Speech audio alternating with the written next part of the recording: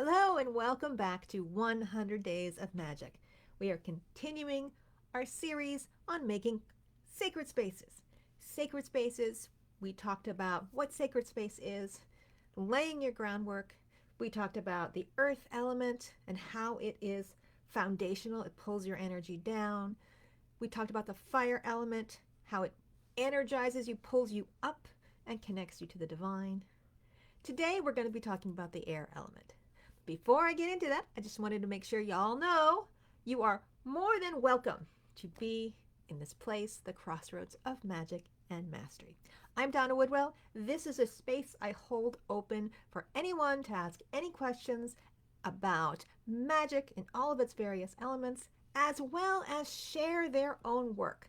What sets this group apart from other groups that talk about magic and magical subjects is that you are more than invited. You are encouraged to put up your blog posts, to share other groups that you're a part of, other work that you're doing, the books that you've written. Feel free to share them with the group. That is what the group is for.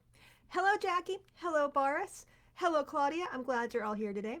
Today, we are going to be talking about air and how air relates to our sacred spaces. So, how is air different than earth and fire? Let's start with the basics first. Earth falls down. When you hold our hands up and you let go, that's earth. That encourages you to follow the flow of gravity. Fire, on the other hand, is the life force that pulls us up and out, but up towards the divine. It energizes us. Hello, Pat. Nice to see you. Air spreads out in all directions. And because it spreads out in all directions between all things, it connects us to all things. So working with the air element, not only is it another form of life because we need it to breathe, it also encourages us to feel safe enough to be able to connect to others. It's that linking factor. So clearing out the air in your space or honoring the air on your altar is a way of honoring your connection to spirit and to all of your relations. It's a phrase from some Native American traditions, all my relations, the web of life. That web of life taps into the essence of what air is. So, how are the many ways we can honor air? Well, let's start with the most simple. Move up to the more complex. Well, they're not really complex. None of this is complex. These are all things that you can do. So starting with the air flowing through your house. Many of us live in apartments, in homes, where circulated air, forced air, some would say, is the rule of the day. Maybe it's really cold, and so you have central heat. Maybe it's really hot, so you have central air conditioning. But that forcing and recirculating of air doesn't allow the air to reconnect with a spark of chi. The chi in our system comes from its connection to fire, its connection to moonlight, and the fact that it can spread out all over the entire globe. So when we contain air and recycle and recycle and recycle, that's when it starts losing its capacity for feeling alive. So one of the simplest things you can do is just open the windows. Just open the windows, let new air blow in and exchange the system. Yes, most houses aren't completely airtight to begin with, but there's a big difference between the little bit of seepage that happens because of the way construction's been put together and opening a window and letting the air blow through, at least when you can. So if you have in a place where the nights are really hot, you'll open the windows at night. If you are in a place where the days are cold, if you can at least handle it a little bit, even 5 or 10 minutes a day can wash out the air in your system. All right. Second of all, air purifiers are an interesting solution, at least to get the air moving in a space, kind of like fans can, ceiling fans. Moving air is better than air that's just sitting And air purifiers have the potential to pull out at least some of the harmful stuff that would automatically be killed off by the sun. The sun is a great big antimicrobial, kills all kinds of viruses and bacteria just by its nature of what the sun is. Its UV lights just destroys those kinds of things. Well, air purifiers, filtering the air, can do that. All right, so that's just the general air quality. But really, there's no substitute for just opening the windows 5 or 10 minutes a day, at least a few times a week, to get the air flowing through. All right, so what can we add to the air to change how we work through it? Well, there's things like essential oils. Essential oils are the essence of plants, and so this essential oils kind of cross between the earth and air. Each essential oil has its own qualities. Some companies put the qualities of what they are on the bottle, some put the name of the herb on the bottle, and you have to figure out the qualities on your own. It's still a potent way of learning how to recognize the air element. I love working with students when we're doing psychic self-care to get into working with essential oils. Just because the smell can be subtle, it can work on some of the deepest layers of ourselves. It works on our energy bodies, but it reminds us to adopt certain places, certain energy patterns, especially if we work with ourselves to program a trigger in that says, if I smell this, I will feel this. Joining it with a little bit of, self-hypnosis can be an amazing tool. Incense, kind of the same pattern. Incense, just like is another plant material, just delivered through smoke instead of vaporization. Incense has been a popular tool throughout all of history to mark sacred spaces. Some of it is that it's in old days when cathedrals were stuffed full of a lot of unwashed people. It was one way to change the smell from the sweat and dirt of humanity. Another reason it was important is that in many times, especially in pagan traditions, part of the tradition was to have a giant feast, a festival, and so there's cooking meat and butchering meat, and there's all those kinds of scents that the incense was useful to cover up. But we can still recognize that different kinds of incense, you can divide it up by planet. There are incenses that are beloved by Mars, incenses that are beloved by Jupiter. You can divide it up by what you are doing a ritual for. Incenses that encourage love, incenses that encourage prosperity, and so on. So knowing what those correspondences are can really help you tune in to crafting your environment with consciousness. So let's say you are in a process of creating more abundance in your life. You could clear out your space, get rid of the clutter so that there's more space to attract in something new. You can make sure you always have air flowing through so that you're opening to opportunities. You can always make sure that lights are burning in key areas of your house that you want to energize, your kitchen, if you do feng shui, the prosperity corners. You can have a pot simmering of herbs that are related to prosperity. A lot of the herbs in chai are related to prosperity, so any candles that are used around the holiday season are often filled up with prosperity-related herbs. And so you've done all this to your space, and you haven't even done a formal spell yet. So think about how when we do magic, we can layer upon layer upon layer so that we are literally resculpting our world.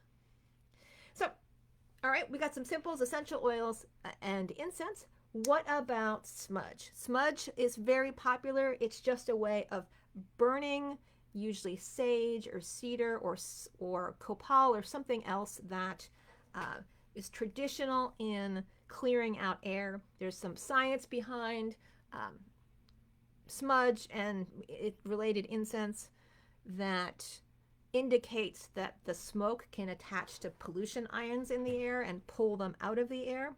It's kind of a low-tech air purifier in that sense. But it also, again, works on our psyche and helps us recognize the air element. It's an offering to spirit through the air element.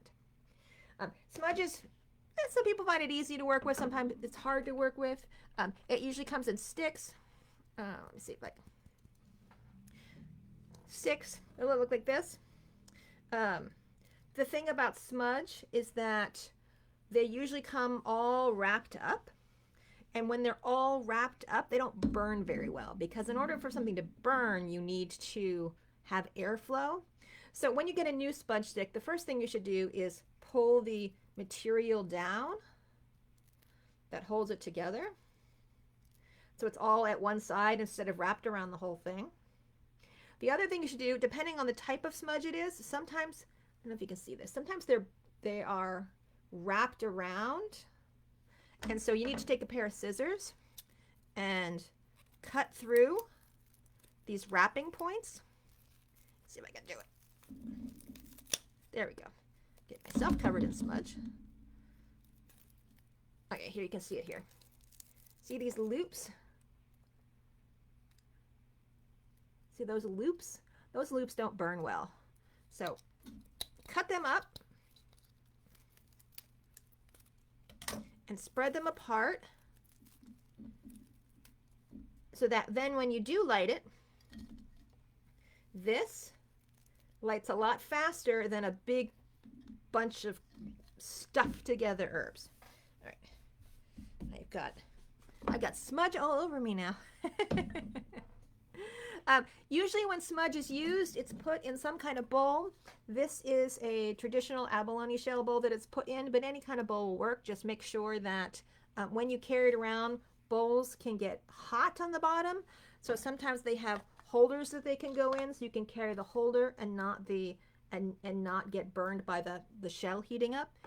So be careful with all of those things. Usually when you carry around smudge, the cheaty way is to just hold it up and wave it around. The more traditional way is to honor the spirits by leaving the smudge in the bowl and using a feather, because that's a creature of air, and wafting the smudge throughout the house or the home. Smudge sticks don't usually last. If you get it to stay burning for 3 or 4 minutes, you're actually doing pretty good. I've been doing this for 30 some odd years, and I have never seen a smudge stick that burns longer than 5 minutes or so in a really dry environment. And if you're a place that's really humid, you're probably not going to get that much out of it. But that's why you have a candle flame, and you just, whenever it extinguishes, you just relight it in the candle flame. So that's smudge. We've talked about scents to this point. The other thing that goes through the air is sound.